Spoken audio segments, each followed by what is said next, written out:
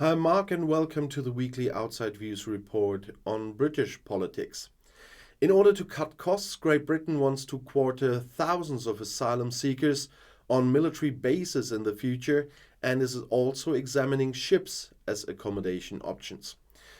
The accommodation of migrants in hotels has led to a decline in tourism, cancelled weddings and other losses, as State Secretary Robert Jenrick said in Parliament on Wednesday. The new accommodations should meet the essential needs of life and no more, emphasized Jenrick. The Conservative government wants to use all its might against unwanted migrants. A controversial law stipulates that anyone arriving irregularly should be detained for weeks and then deported to Rwanda or another country. They should be denied the right to apply for asylum. Prime Minister Rishi Sunak rejects exceptions for children. The United Nations Refugee Agency, UNHCR, and the Human Rights Commissioner of the Council of Europe have sharply criticized the project. Critics accuse the Tories of exaggerating the problem and of wanting to win back voters with demonstratively tough action. One of the proposed shelters is Catterick Garrison in Prime Minister Rishi Sunak's constituency, Jenrick said. This government remains committed to fulfill our legal obligations to those who would otherwise be destitute, but we are not prepared to do more, the Secretary of State said. So far, the government has not been on the same line. Secretary of State Foreign Minister James Cleverley has criticized the use of a base in his constituency. According to the government, the previous accommodation in hotels cost £6.8 million a day. British Foreign Minister James Cleverley has spoken out in favour of closer German-British relations.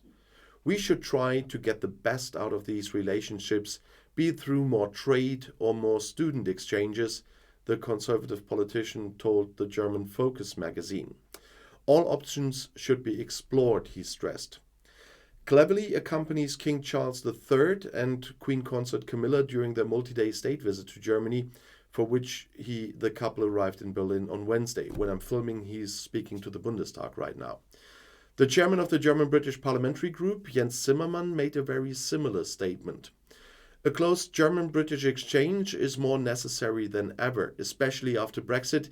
It is important to revitalize relations, for example, with youth exchanges. King Charles' visit offers a good opportunity for this, said the Social Democrat MP, according to a statement. The German economy in Great Britain calls for a reform of vocational training. It would be best if the United Kingdom adopted the German system of dual training. Bernd Artenstedt, president of the German Industry UK, it's a trade association, told the German press agency on Monday. The fundamental problem is that education and training do not meet our standard. We have to do a lot of work there, said Artenstedt, and productivity suffers as a result. But a change in mentality is also urgently needed, as Robert Halfon, the British Minister of State responsible for training, admitted in an interview with the German press agency. There was a lot of snobbery about the difference between academic education and technical education, Halfon said. The head of the European College of Business and Management, the ECBM, Richard Bills, told the German press agency that training for crafts, for example, was not valued. Parents still want their kids to go to college full-time, said Bills. Lawyers, bankers or doctors are more highly regarded than craftsmen. British companies are slightly more pessimistic in March. The S&P Global Purchasing Managers Index fell 0.9 points from February to 52.2, as the S&P said in London Friday. Both the indicator for industry and for service providers fell. However, the services metric points to growth at more than 50 points, while the industry sentiment is below the threshold, thus suggesting contraction. S&P also points to the solid development of the service sector, which supported the overall result. In industry, on the other hand, the low level of incoming orders had once again had a negative impact. However, the once massive rise in prices continues to decline. many companies reported lower commodity prices and lower freight rates. On Wednesday, after much public pressure, documents were published by the head of government. The former investment banker has paid around £1.05 million in tax in his earnings since 2020.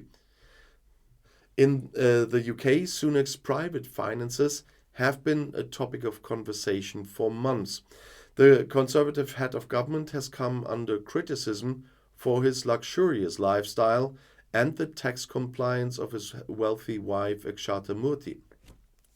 The Sunday Times estimated the couple's net worth at £730 million for its list of the richest people in Britain. That's higher than that of King Charles III. The Guardian recently reported that Sunak has a heated private pool at his home in his constituency in northern England. I talked about this in a video because of the new power lines. According to his tax records, he took in around £1.9 million in 22 alone. At a time when millions of British citizens are grappling with soaring energy and food prices, the opposition Labour Party is using the Prime Minister's lifestyle as proof that he has no connection with the lives of ordinary people. Following his election as Scottish Prime Minister, Humza Yousaf has been sworn in now. He is from the Scottish National Party, the SNP, which is striving for independence from Great Britain, and he assured this to King Charles on Wednesday, but he also assured his loyalty. His family watched the ceremony at Scotland's Supreme Court of Session in Edinburgh from the Visitors' Gallery. Yousaf is the first Muslim to hold the highest political office in Scotland. He replaces Nicola Sturgeon as First Minister, who surprisingly announced her resignation in mid-February after more than 8 years in office. Yousaf then began filling his cabinet in the Scottish seat of government, Bute House. Ex-Treasury Secretary Kate Forbes, who narrowly lost to Yousaf in the internal party election, will not be part of the government. The new head of government had offered her the post of Minister for Rural Areas, which would have been tantamount to a demotion. Forbes emphasized that she will support Yousaf from the back seat in the future. Without involving her, however, commentators see the danger of increasing tensions in the party. Forbes represents a much more conservative course than Yousaf, who is considered the foster son of the Liberal Sturgeon. The British Secret Service MI5 has raised the terror alert level for Northern Ireland. Against the background of increased activity by violent Irish Republican activists, this was classified as severe on Tuesday. This is the second highest of a total of 5 warning levels. For the past year, the terror alert had been a notch below. UK Secretary of State for Northern Ireland, Chris Heaton-Harris, said there had been an increase in activity related to terrorism in Northern Ireland in recent months. He called on people to remain vigilant without being alarmed. Paramilitary groups in Northern Ireland laid down arms following the 1998 Good Friday Agreement. More than 3,000 people were killed during the previous 3 decades of violence in Northern Ireland involving Irish Republican and British Loyalist paramilitaries and British security forces. The Good Friday Agreement largely ended the conflict, but IRA factions continue to carry out sporadic attacks.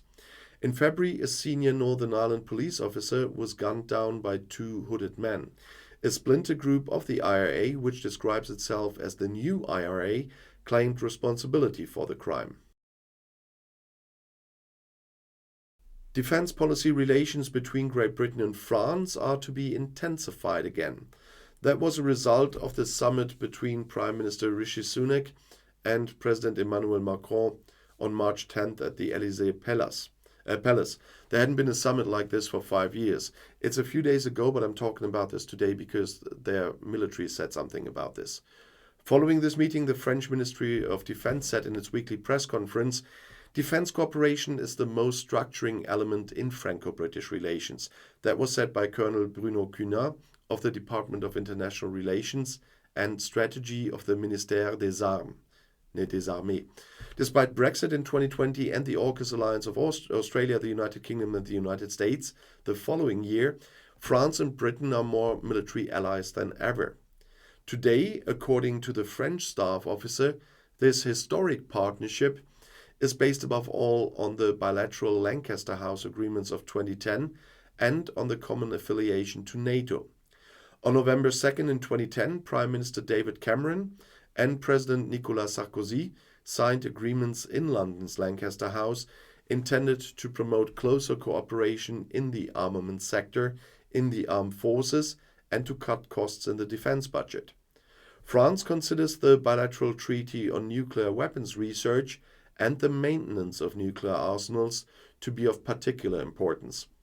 In this context, Colonel Cunard referred to the meeting between Macron and Sunak, where both leaders stressed that there is no situation in which the vital interests of France or the United Kingdom could be threatened without the other countries being threatened as well. It can be assumed that this statement is also a reaction to Russia's nuclear threats in connection with its war of aggression against Ukraine. And this concludes this week's report on British politics, but another report is right here on the end screen. I'll see you there. I'll be back.